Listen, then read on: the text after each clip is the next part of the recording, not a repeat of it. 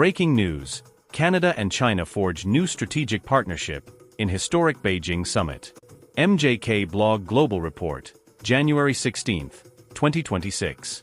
Beijing, China.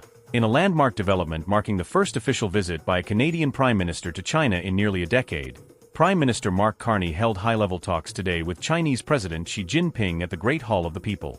The meeting signals a major thaw in bilateral relations and the launch of a new strategic partnership aimed at deepening cooperation across multiple sectors amid shifting global economic realities.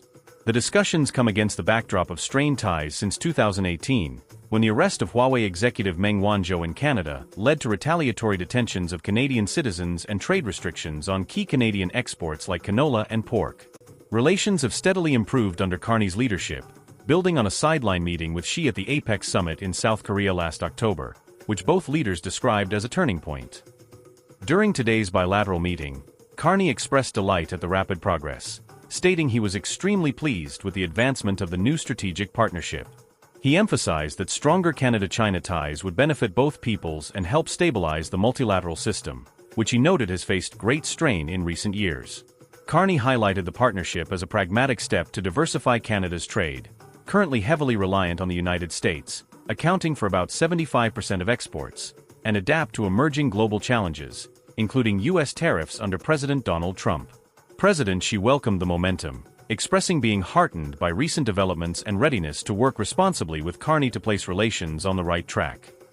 Xi referenced their prior APEC encounter as having opened a new chapter, underscoring that healthy and stable Canada-China relations serve the interests of both nations and contribute to global peace, stability, and prosperity.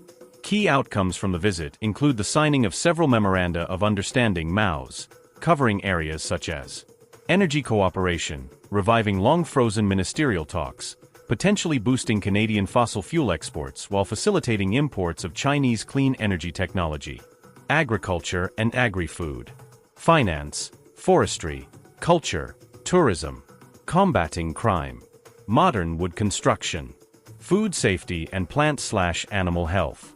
These agreements lay the foundation for expanded trade and investment, with Canada aiming to double its non-US exports by 2035. Ongoing negotiations on tariff relief, particularly for Canadian canola, EVs, and other goods continue, though no immediate breakthroughs were announced today.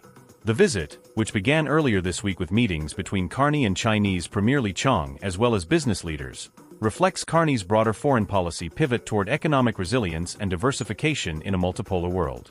Critics have raised concerns about risks related to Chinese influence, human rights, and national security, but proponents view it as essential hedging against U.S. protectionism. This Beijing summit represents a pivotal moment in international relations, as middle powers like Canada navigate an era of geopolitical flux. Stay tuned to MJK Blog for updates, analysis, and reactions as this story develops.